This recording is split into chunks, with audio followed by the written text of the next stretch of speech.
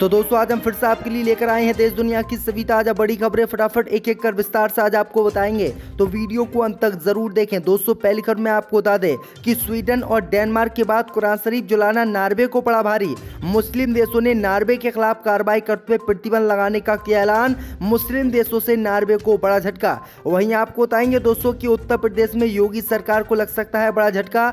BJP नेता अपर्णा यादव छोड़ सकती हैं भाजपा, सपा में हो सकती हैं शामिल, शिवपाल यादव ने दिए संकेत। वहीं आपको बताएंगे दोस्तों कि आज संसदीय टिप्पणी करने पर राहुल गांधी को नोटिस।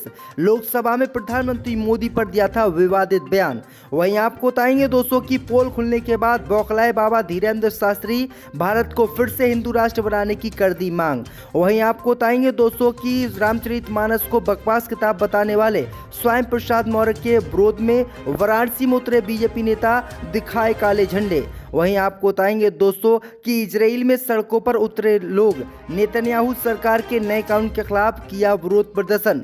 वहीं आपको बताएंगे दोस्तों कि योग गुरु बाबा रामदेव पर मुकदमा दर्ज कराने वाला मुस्लिम व्यक्ति हटा पीछे, बताई चौंकाने वाली वजह। योग गुरु बाबा रामदेव की तरफ से मुस्लिम व्यक्तियों को मिल रही थी धमकी। वहीं आपको बताएंगे दोस्तों कि अडानी ग्रुप के खिलाफ शिमला में बीजेपी कार्यालय के बाहर आपका प्रदर्शन, केंद्र सरकार पर लगाए गंभीर आरोप। वहीं आपको बताएंगे दोस्तों कि त्रिपुरा में अमित शाह ने किया बड़ा ऐलान, चुनाव जीतने पर स्कूल की छात्राओं को फ्री स्कूटी देने का किया वादा। तो दोस्तों सभी खबरों को आपको एक एक कर बताने वाले, वीडियो को लाइक कर चैनल को सब्सक्राइब कर दें। इसी बीच पर तो दोस्तों अगली खबर की ओर, तो स्वीडन के बाद कुरान शरीफ जलाना नॉर्वे को पड़ा भारी। मुस्लिम देशों ने नॉर्वे पर लगाए प्रतिबंध। जब दोस्तों आपको बता दी ये बड़ी खबर सामने निकल कर आई दोस्तों कि स्वीडन और डेनमार्क के बाद नॉर्वे को कुरान शरीफ जलाना महंगा पड़ गया। दरअसल आपको बता दें कि बीते ही दिनों स्वीडन और डेनमार्क में कुरान शरीफ जलाए जाने की घटना सामने आई थी, जिसका मुस्लिम देशों ने विरोध करते हुए स्वीडन और डेनमार्क पर कार्रवाई की थी। स्वीडन के नाटो में शामिल होने पर रोक लगाई थी और डेनमार्क को चेतावनी दी थी। वहीं आपको बता दें कि इन दोनों ही देशों से प्रभावित होकर नॉर्वे में भी कुरान शरीफ को जलाए जाने की घटना सामने आई है। जैसे ही नॉर्वे में यह घटना हुई उसके बाद मुस्लिम देश नाराज हो गए और मुस्लिम देशों ने कड़ा एक्शन लेते हुए नॉर्वे पर प्रतिबंध लगाने का ऐलान कर दिया है, जिसके बाद नॉर्वे को बड़ा झटका मुस्लिम देशों से लगा है। इसी बीच पर तो दोस्तों अगली खबर की ओर, तो बीजेपी छोड़कर सपा में वापस आ सकती हैं अपर्णा यादव, शिवपाल यादव दे सकते हैं बड़ी जिम्मेदारी। जब दोस्तों आपको बता दें कि बीजेपी को बड़ा झटका अपर्णा यादव दे सकती हैं। दरअसल आपको बता दें कि उत्तर प्रदेश में विधानसभा चुनाव होने से पहले अपर्णा यादव ने समाजवादी पार्टी को छोड़ दिया था और वह बीजेपी में शामिल हो गई थी। उन्हें उम्मीद थी कि बीजेपी उन्हें कहीं से टिकट दे सकती है, लेकिन बीजेपी ने ऐसा नहीं किया, जिसके बाद अब खबर सामने निकल कर आई दोस्तों की बीजेपी नेता और पूर्व सपा नेता अपर्णा यादव कभी भी बीजेपी को अलविदा कह सकती है और वो दोबारा से समाजवादी पार्टी में शामिल हो सकती हैं। दरअसल आपको बता दें कि इसके संकेत शिवपाल यादव ने दिए हैं। शिवपाल यादव समाजवादी पार्टी में अपर्णा यादव को बड़ी जिम्मेदारी दे सकती हैं। दरअसल आपको बता दें कि मुलायम सिंह यादव के निधन के बाद अखिलेश और शिवपाल यादव भी एक हो गए। दरअसल आपको बता दें कि जब मुलायम सिंह यादव जिंदा थे तो इन दोनों में जो है बिगाड़ खाता चल रहा था, लेकिन अब ये दोनों एक हो गए हैं और शिवपाल सिंह यादव अब परिवार को एक करने में जुटे हुए हैं। इसलिए शिवपाल सिंह यादव अपनी बहू अपर्णा यादव को भी समाजवादी पार्टी में शामिल कराएंगे, जो भाजपा के लिए बड़ा झटका माना जा रहा है। इसी बीच पर तो दोस्तों अगली खबर की ओर, तो बागेश्वर धाम के बाबा धीरेन्द्र शास्त्री ने भारत को हिंदू राष्ट्र बनाने की लोगों से की अपील। जब दोस्तों आपको बता दें कि जैसे ही बागेश्वर धाम के बाबा धीरेन्द्र शास्त्री की पोल खुल गई, उसके बाद बाबा ने हिंदू राष्ट्र का सहारा लेकर अपनी नैया तो बचा ली, लेकिन एक बार फिर से बाबा ने विवादित बयान दिया है। दरअसल आपको बता दें कि छतरपुर में बागेश्वर धाम के प्रमुख बाबा धीरेन्द्र कृष्ण शास्त्री ने भारत को हिंदू राष्ट्र बनाने की एक बार फिर से मांग की है। इसके साथ ही धाम में 121 कन्याओं के विवाह का आयोजन को लेकर भी ये जानकारी दी गई है।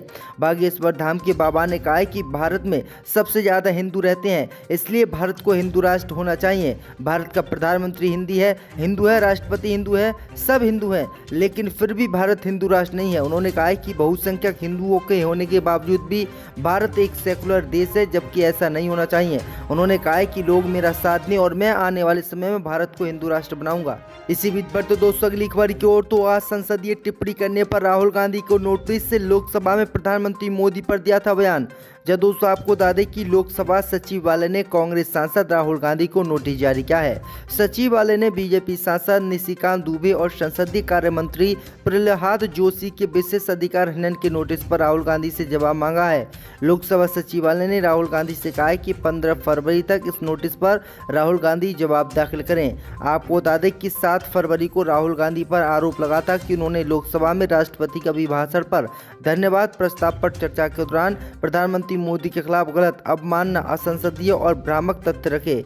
इस मामले पर लोकसभा सचिवालय के विशेष अधिकार और आचरण शाखा के उप सचिव ने राहुल गांधी को ईमेल पत्र भेजा है और अब जो है इन पर नोटिस जारी किया। आप देखते हैं राहुल गांधी क्या बयान इस मामले को लेकर देते हैं। इसी बीच बढ़ते दोस्तों अगली खबर की ओर तो रामचरितमानस को बकवास बताने वाले सपा नेता स्वामी प्रसाद मौर्य के वाहन पर वाराणसी में फेंकी गई सिहाई, दिखाए गए काले झंडे।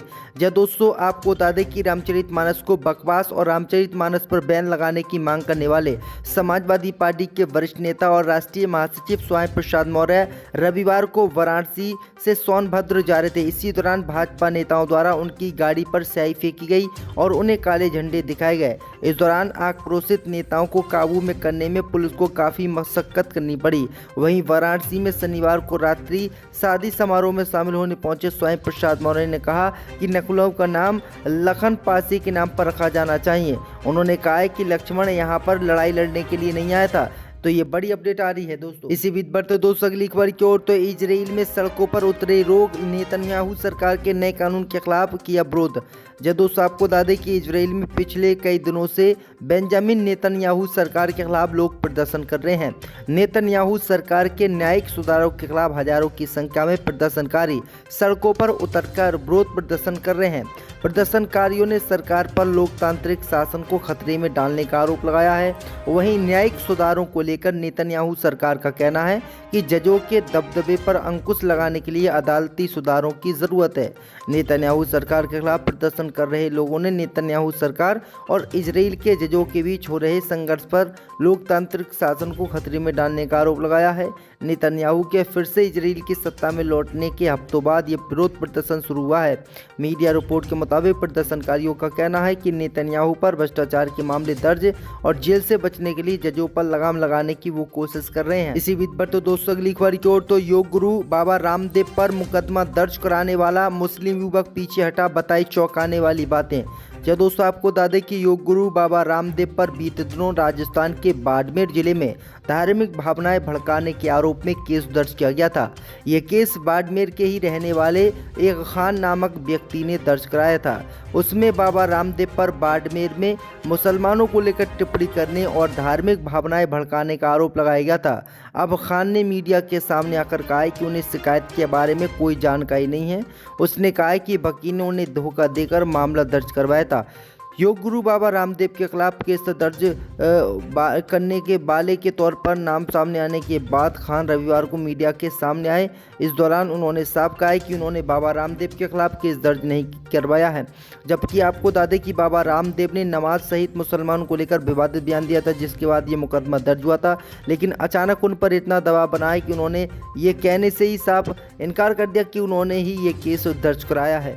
इसी बीच पर तो दोस्तों अगली खबर की ओर तो अडानी ग्रुप के खिलाफ शिमला में भाजपा कार्यालय के बाहर आपका प्रदर्शन, केंद्र सरकार पर लगाए गंभीर आरोप। जब दोस्तों आपको बता दें कि अडानी मामले में विपक्षी दल लगातार केंद्र की मोदी सरकार का विरोध कर रहे हैं। वहीं हिमाचल में आम आदमी पार्टी ने भी अडानी ग्रुप और केंद्र सरकार के खिलाफ विरोध प्रदर्शन किया है। राजधानी शिमला में भाजपा कार्यकर्ताओं कार्यालयों के बाहर आम आदमी पार्टी के कार्यकर्ताओं ने नारेबाजी की। आम आदमी पार्टी का कहना है कि केंद्र सरकार जिस तरीके से सदन में अडानी का बचाव कर रही है और किसी तरीके की कोई जांच नहीं करवा रही, वह बहुत ही दुर्भाग्यपूर्ण है।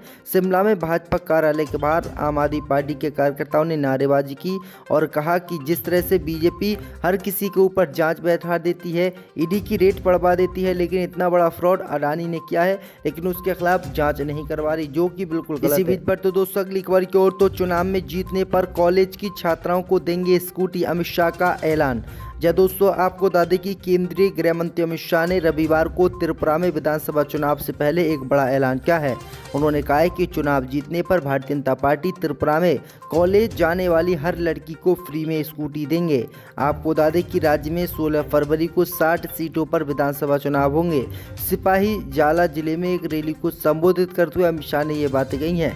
उन्होंने कहा है कि अगर त्रिपुरा में भी सत्ता में आए तो हम कॉलेज जाने वाली हर लड़की को मुफ्त में एक स्कूटी देंगे। उन्होंने कहा है कि चुनाव से पहले की ही कम्युनिस्ट ने हार मान ली है, उन्होंने कांग्रेस के साथ गठबंधन कर लिया है। तो ये बड़ी अपडेट आ रही दोस्तों। इसी बीच बढ़ते दोस्तों अगली खबर की ओर, तो वैलेंटाइंस डे के विरोध में शिव सैनिकों की खुली चेतावनी। बोले जहां मिलेंगे बाबू सोना तोड़ देंगे कोना कोना। जय दोस्तों, आपको बता दें कि सांस्कृतिक का पर्व वैलेंटाइन डे के खिलाफ सागर में शिव सैनिकों ने मोर्चा खोल दिया है। सिविल लाइंस स्थित पहलवान बाबा मंदिर में शिव सैनिकों ने जहां मिलेंगे बाबू सोना तोड़ देंगे कोना कोना के नारे लगाते हुए लट्टों पर केसरिया रंग पोतकर जो है पूजा की है और कहा है कि जो भी प्रेमी युगल वैलेंटाइंस डे पर मिलेगा उसको हम पीटेंगे और उसकी बुरी तरह से पिटाई करेंगे। तो किस तरह से खुलेआम शिव सैनिकों ने वैलेंटाइंस डे पर जो है गुंडागर्दी करने की चेतावनी लोगों को दी है।